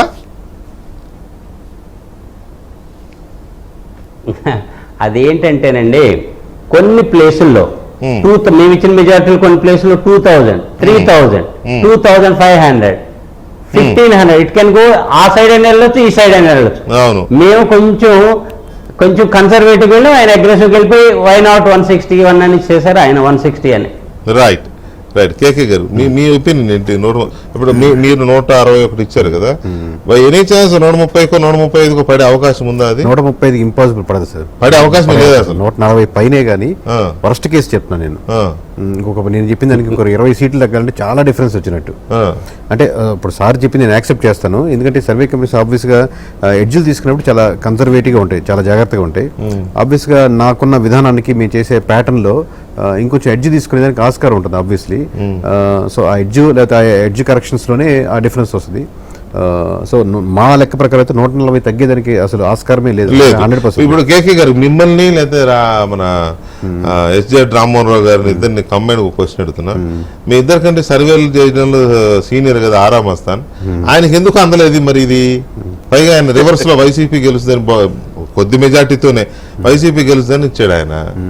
ఆయనకు ఉన్న సీనియారిటీ మనందరికీ తెలుసు కాబట్టి సార్. తెలుగు రాష్ట్రాల్లో పైగా ఆరామస్తానంటే మామూలుగా ఎక్కువ మంది నమ్మే బిలీవ్ చేస్తారు కాబట్టి ఐఎమ్ 100% షూర్ ఆయన నెంబర్స్ ఇచ్చినవి ఎంతవరకు నిజమో కాదు అని 100% ఆయనకు తెలిసి ఉంటుందని నేను ఘంటాపథంగా చెప్పగలను సార్. అంటే ఎందుకంటే ఆయన ఆ ప్యాటర్న్ నుంచి వచ్చిన వ్యక్తి కాబట్టి ఎవరో చెప్పారంటే ఊహించారంటే అది కరెక్ట్ కాదు.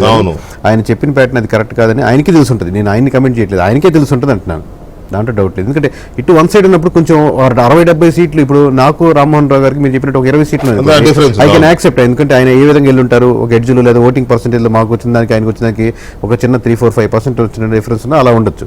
కానీ ఈస్ట్ వెస్ట్ ఈస్ట్ ఎప్పటికీ కాదు సార్. ఇంత ఉన్నప్పుడు మిక్స్డ్ గా ఉన్నప్పుడు ఏదైనా ఆస్కారం ఉంటుంది, కానీ మిక్స్ కూడా లేదు. క్లియర్ కట్ గా ఉంది డిఫరెన్సెస్. మెజార్టీలు లేకపోతే నా సీట్ తేడా ఉండొచ్చు, అసలు గెలుపులే మారిపోయే ఇది ఉండదు. రైట్. ఎస్జెడ్ రామ్మోహన్ రావు గారు, ఈ ఆరా మస్తాన్ గారు ఇచ్చిన దాని మీద మీ ఒపీనియన్ ఏంటి? నవ్వే సమాధానం చూడండి. ఇక్కడ విలేజెస్ లో వెరీ టఫ్ కాంపిటీషన్ ఉంది. ఓకే. వైఎస్ఆర్ టీడీపీ కొన్ని ప్లేస్ లో యూసీ వైఎస్ఆర్ కి ఎడ్జ్ ఉంది.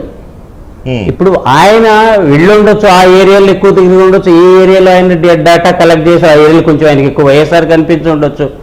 టౌన్ లో చూస్తే మనకి టౌన్ లో కొంచెం ఎక్కువగా టీడీపీ కనిపిస్తుంది. కానీ విలేజెస్ లో టగ్ ఆఫ్ వార్ లాగా ఉంది. ఆయన ఆ ఏరియాలో వెళ్ళినప్పుడు వాళ్ళ ఏజెంట్లు వాళ్ళ సర్వేయర్స్ వెళ్ళి డేటా కలెక్ట్ చేసినప్పుడు కొన్ని ప్లేస్ అలా కట్ చేసిన ఆయనకి అలా కనిపించి ఉండొచ్చు. దాన్ని మనం ఆయనకి అలా కనిపించి ఉండొచ్చు అనుకుంటా నేను. That is his survey, that is his world view. Okay.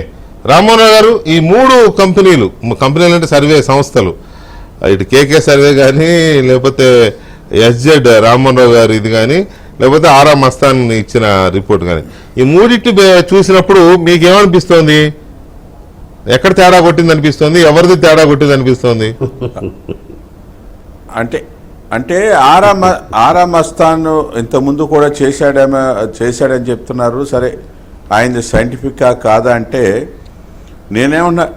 నేనేమన్నంటే ప్రజలకు ఆయన లొంగిపోయాడా వైఎస్ఆర్సీపీ వాళ్ళకి, లేకపోతే అవాస్తవాలు కొన్ని ఏమన్నా మరి ఆయన చెప్పారనేది కూడా ఒకటి వస్తుందండి. అంటే మనం రామ్మోహన్ రావు చెప్పింది, కిరణ్ గారు చెప్పింది అంటే మిగతా సర్వే సంస్థలు కూడా గౌరవించాలన్నారు, మనం గౌరవిద్దాం.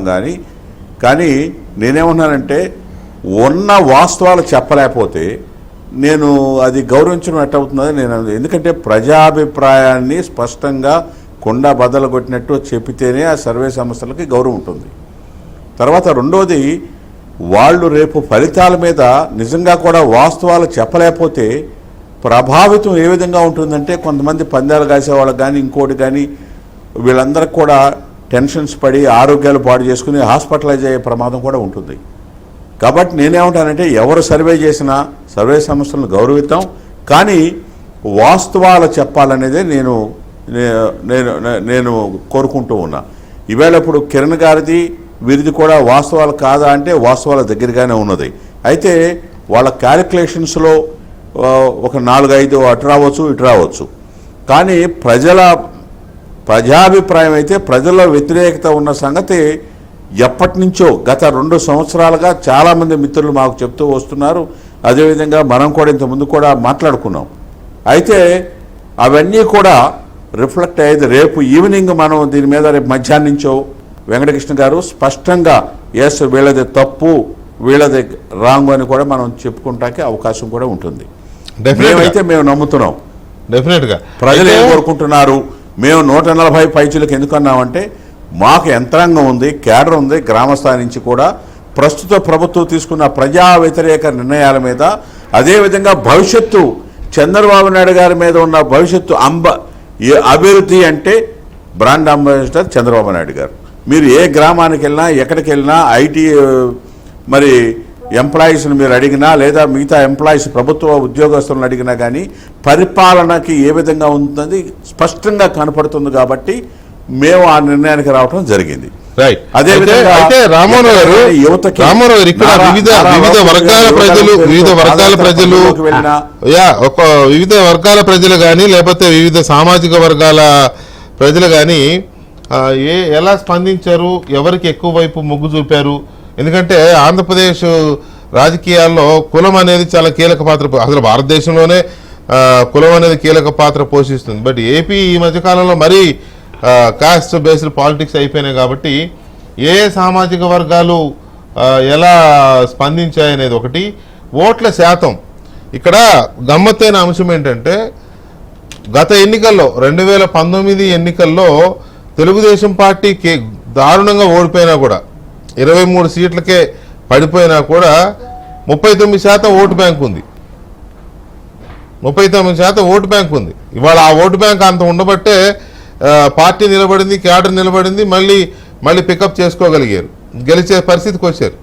అలాగే జగన్మోహన్ రెడ్డి గారు కూడా ఇప్పుడు ఎంతకు పడిపోతాడు, ఓటు బ్యాంక్ ఎంత ఉంటుంది, ఇద్దరి మధ్య అసలు పర్సంటేజ్ కూటమికి అండ్ జగన్మోహన్ రెడ్డికి ఎంత పర్సంటేజ్ తేడా ఉంటుంది అనేది కూడా ఒక కీలకమైన చర్చ. అలాగే ఏ కులాలు ఏ సామాజిక వర్గాలు ఎలా స్పందించాయి, ఏ సామాజిక వర్గం ఎటువైపు ఎక్కువ మొగ్గు ఖమ్మంపాటి రామ్మోహన్ రావు గారు అండ్ ఐఏఎస్ రామ్మోహన్ రావు గారు అండ్ కేకే గారు ఇచ్చిన తప్పడల్లా మరి నాకు కన్ఫ్యూజన్ కొద్ది. సో కేకే గారు ఇచ్చిన దీంట్లో కులాల వారీగా చూస్తే కొంత ఆశ్చర్యకరంగానే ఉంది. నిజానికి కూడా మనకి ఆంధ్రప్రదేశ్లో ఫ్యాక్ట్ అలాగే ఉంది, ఎప్పటి నుంచి అనుకుంటున్నదే ఇది. బహుశా ఇదే సర్వేను కూడా ప్రభావితం చేసి ఉంటుంది అంత కరెక్ట్గా, అంటే ఆయన నంబర్ అలా ఇచ్చుకోవడానికి. ఉదాహరణకి ఎస్సీస్లో 80% వైఎస్ఆర్సీపీకి 20% కూటమికి మొగ్గు చూపారంటున్నారు ఎస్సీస్లో. ఎస్టీస్లో 70% వైసీపీకి కూటమికి 30% మాత్రమే. నిజానికి కూడా మొదటి నుంచి ఎస్సీ ఎస్టీ నియోజకవర్గాలు ఆ పార్టీ ఒకటే కదా గెలిచింది తెలుగుదేశం గత ఎన్నికల్లో. కొండపి మిగతా అన్ని వాళ్లే గెలిచారు కదా. కొండపి ఎస్టీ అయితే క్లీన్ స్వీప్ వాళ్ళు. సో ఎస్సీ ఎస్టీలో వాళ్ళు ఉన్నారు. ముస్లింలు బహుశా బీజేపీతో పొత్తు వల్ల కావచ్చు ముస్లిం మైనార్టీలు 70% వైసీపీకి 30% కూటమికి మద్దతు పలికారు. క్రైస్తవులు 80% వైసీపీకి 20% కూటమికి మద్దతు పలికారు. అంటే ఆయన ఇచ్చింది, కేకే గారు ఇచ్చిన దీని ప్రకారం. ఇక ఇక్కడి నుంచి మొదలైంది దరువు.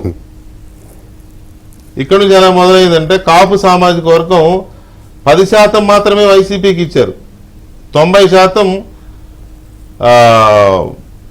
కూటమి వైపు మద్దతు ఇచ్చారు.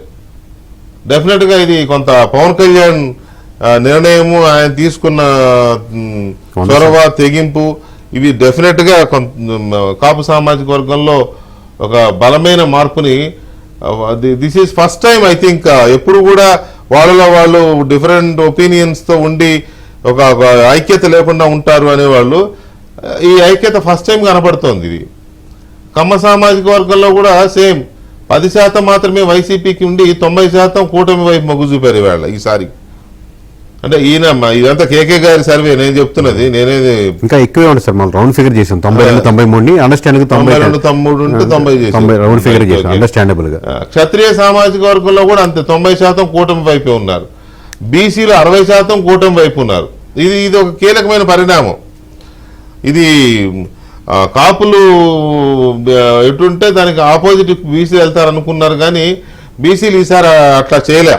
బీసీలు అనుకున్నట్టుగా ముందు నుంచి తెలుగుదేశం పార్టీ బలమైన బ్యాంక్ అంటారు కదా, అది నిలబెట్టుకుంది ఈసారి. రెడ్డి సామాజిక వర్గంలో మాత్రం 70% వైసీపీకి 30% కూటమికి ఉన్నారు అని చెప్తారు. కానీ ఇది కొంత రెడ్డిస్ చాలా మంది ఇంకా యాంటీ జగన్ గా పనిచేశారు అంటున్నారు. ఎందుకంటే కొంతమంది ఫేస్బుక్లో నిన్నటిదాకా ఆహావాహన పొగిడిన బూతులు తిట్టేస్తున్నారు ఇప్పుడు వాళ్ళే జగన్మోహన్ రెడ్డిని. సో ఇటువంటి చూసినప్పుడు కొంత మనకు పలుసు దొరుకుతుంది. వైశ్య కమ్యూనిటీ ఈసారి కూటమి వైపు మొగ్గు చూపింది 80%. అండ్ బ్రాహ్మణ సామాజిక వర్గంలో 90% కూటమి వైపు మొగ్గు చూపింది. బహుశా కొంత బీజేపీ ఫ్యాక్టర్ అయి ఉండొచ్చు, అయోధ్య ఫ్యాక్టర్ కావచ్చు, లేకపోతే మోదీ నినాదాలు ఇటువంటి కొంత పనిచేసినట్టు కనబడుతోంది. అంటే ఇదే కనుక ఎగ్జాక్ట్ ఫిగర్ అయితే కేకే గారు దేన్ని బేస్ చేసుకుని మీరు ఈ సామాజిక వర్గాల్ని ఈ రకమైన దీంట్లో తీసుకొచ్చారు? అంటే రెండు రకాలు సార్, కొంతమంది సర్వీస్ క్యాస్ట్ బేస్డ్ కూడా చేస్తారు సార్.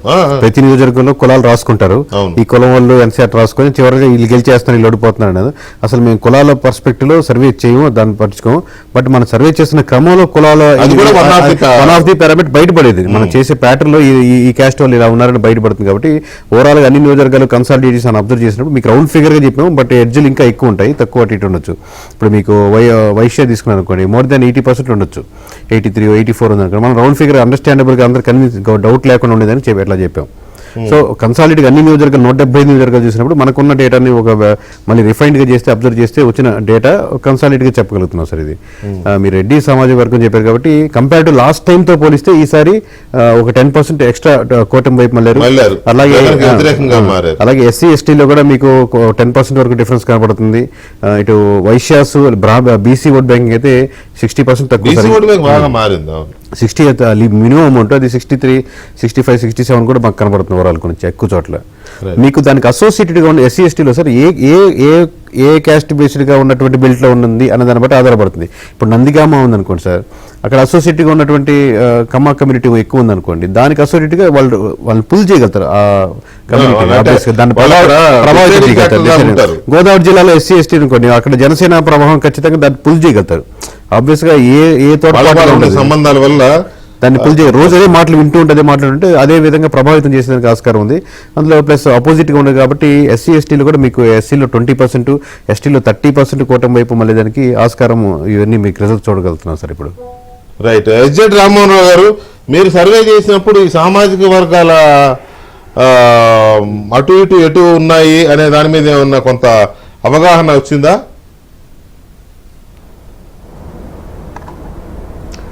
ఇప్పుడు మనం ఈ కులాలు ఇది ఒక రకమైన హాఫ్ ట్రూత్, ఇది వన్ వే ఆఫ్ ఎక్స్ప్లెయినింగ్, ఇది ఒక రకమైన ఎక్స్ప్లెనేషన్. అదే లాస్ట్ టైం వైఎస్ఆర్సీపీకి 150 సీట్లు వచ్చినాయి. అవును, ఒక్క SC ST Reddy community only Muslims వేస్తే రారు.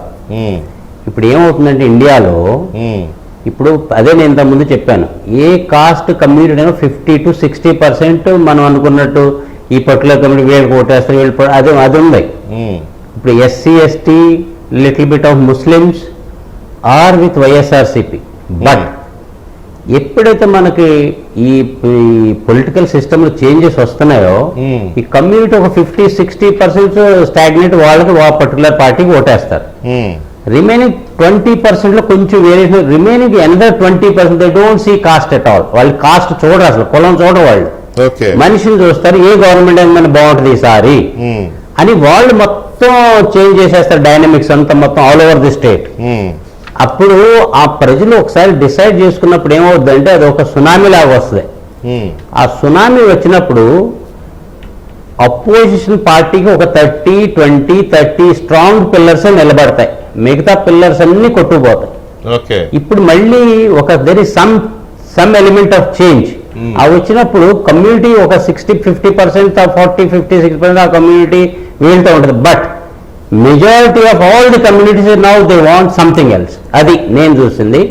బట్ ఎస్సీ ఎస్టీ లిటిల్ ముస్లిమ్స్లో మేము అంత ఏమి చూడలేదు, 70% చూడలే. మేబీ 40-60 రేషియో ఉంది అక్కడ. రైట్.